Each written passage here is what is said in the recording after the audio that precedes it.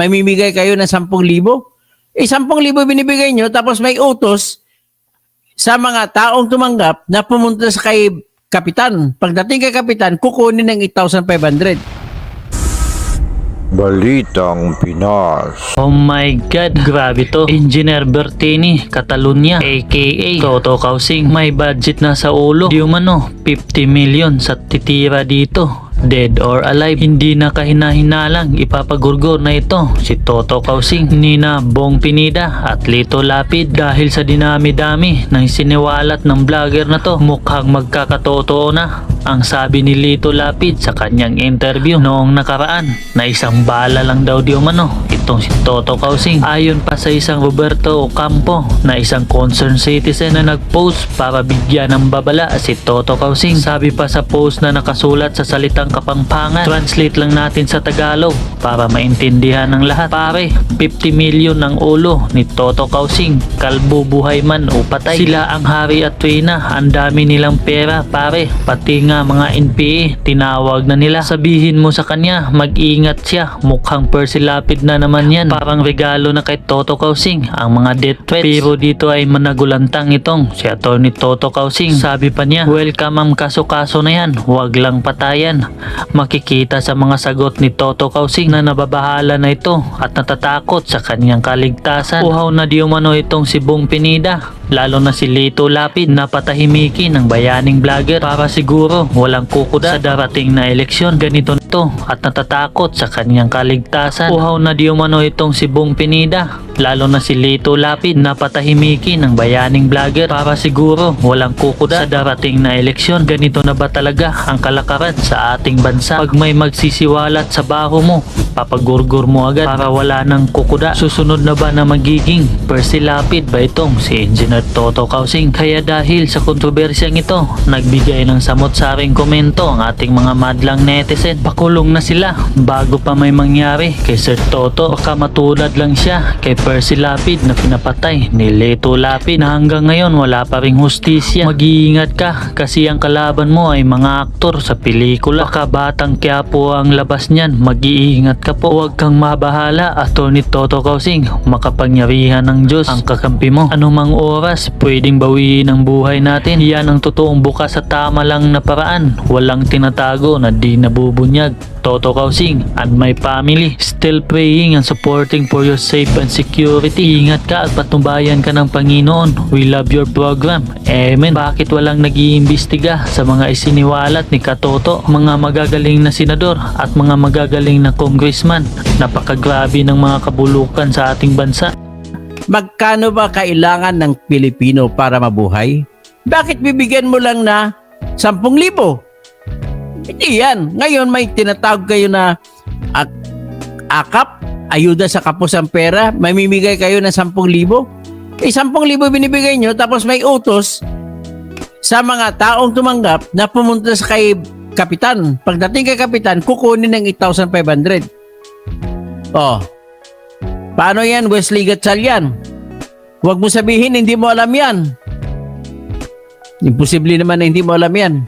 So anyway, ipapakita natin ngayon yung connection ni na Jing Capil, Lito Lapid, si Roberto Pert Cruz na siyang may-ari ng Royal Grand Palazzo na kung saan makikita yung 10 hectares na pogo.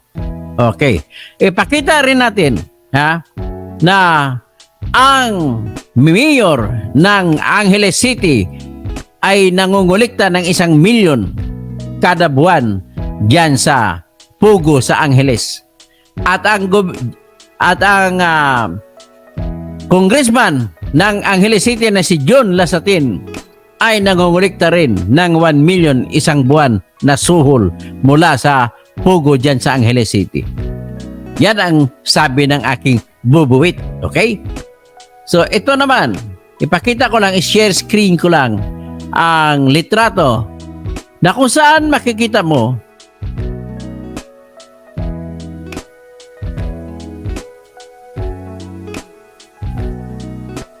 sandali lang.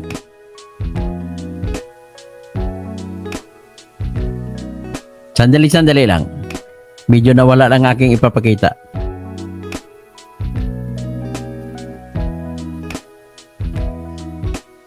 Itatype ko lang, sandali lang. Makikita nyo sa litrato habang hinahanap ko ay yung ribbon cutting. Ang pagpuputol ng ribbon ng pagbukas ng pugo doon sa Angeles City. At makikita mo dyan, ang nag-ribbon cut, ang nagpumutol ng kanilang ribbon para buksan ay walang iba kundi si Cassandra Leong. Si Cassandra Leong po, siya po ang kapartner o kasama ni Alice Go. Ang nagpapatakbo ng Bamban na pugo ay si Alice Go. Ang nagpapatakbo ng Purak ay itong si Cassandra Leong. Okay, ito po ang kanyang litrato.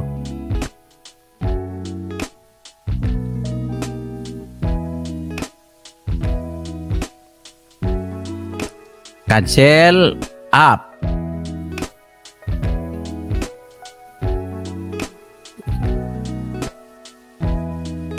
Okay.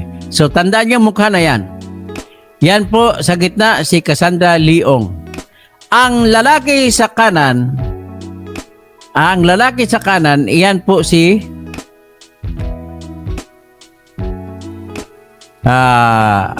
tingnan ko muna. Ang lalaki sa kanan, nasa gitna si Cassandra Leong. Ang lalaki sa kanan ay si Major Guevara. Pulis. Si Major Guevara ang sumita sa NBI nang ni-raid ng NBI ang Fontana.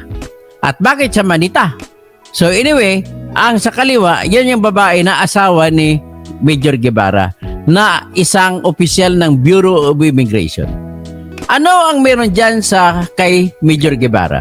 Si Major Guevara ang number 1 protector dyan ni Cassandra Leong at saka siyempre ni Alice Go. Pagkatapos, ito naman ang asawa niya na Bureau of Immigration Officer ay siya yung in charge sa pagpapasok ng lahat ng Chinese na at mga banyaga na nagtatrabaho sa Bamban at Purak Pugo. So, tingnan nyo yan ang mukha ng babaeng yan, kanyang asawa.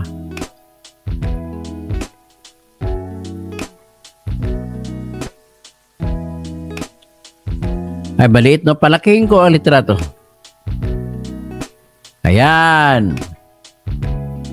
Malaki ng litrato. So, si babaeng mataba, yan po ang guilty sa pagpapasok ng mga Chinese na ginagamit sa Pugo, sa Purak at Bamban.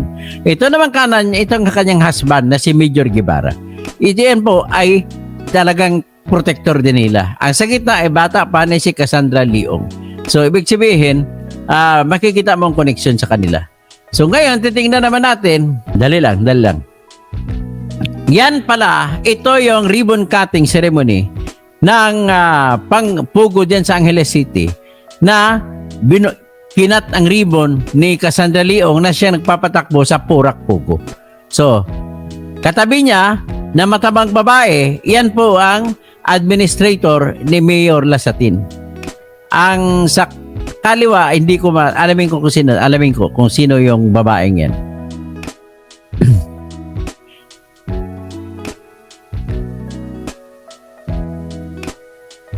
So, ang nagbukas, ang kasama niya sa pagputol ng ribbon ay yan po si Immigration Officer Bagwoman. Yan po yung Chief of Staff ni Mayor Lasatin na si Calagwas.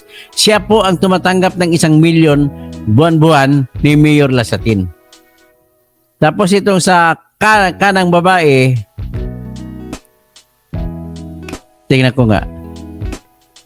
So anyway, hindi ko nakalimutan ang pangalan ng babaeng yan. Ito naman, may papakita naman ako sa inyo. O yun, si Kapil ang nakadilaw. Si Roberto Cruz yung naka-pink. At ang mga guhit-guhit, si Mayor Lasatin. So, ito naman sila nag-usap, doon sila. Ang sabi sa akin, ito ay doon sa Angeles City. Pero nakita ko ang background parang sa Purak Napuntahan ko kasi itong lugar nito So anyway, iyan po ang katibayan na si Roberto Cruz at Jing Kapil ay magka-BFF. So, ano ang kahalagahan yan sa kwentong ito? Sinabi ko nung araw, sa unang mga vlogs ko, na si Roberto Cruz ang lumalabas, nagpakilala na may-ari ng 106.4 hectares. At siya nag-apply noong 2001 at inaprobaan 2003 nag-apply na i-convert ang mga lupa mula sa agrikultura o sakahan patungo sa bahayan o pabahay, patungo sa komersyal at saka pangturismo na lupa. Ngayon, naaprubahan yan at nagpetisyon ang mga farmers at inaprubahan naman ng Department of Agrarian Reform Central Office ang pag-revoke at ang natira, sabi ng Department of Agrarian Reform Central Office, ang natira na lupa na hindi na develop ay yun ay bibigay sa mga farmers. So nagkunwenta mahigit 50 hectares o 550 hectares ang mga natira. So dito na nga matatapos mga kapinas. Ano na ang masasabi mo sa balitang ito? Mag-comment ka na. Pag-usapan natin yan sa comment section. At kung bago ka pa lamang sa aming channel ay huwag mong kalimutan mag-subscribe para lagi kang updated sa i-upload naming mga balita.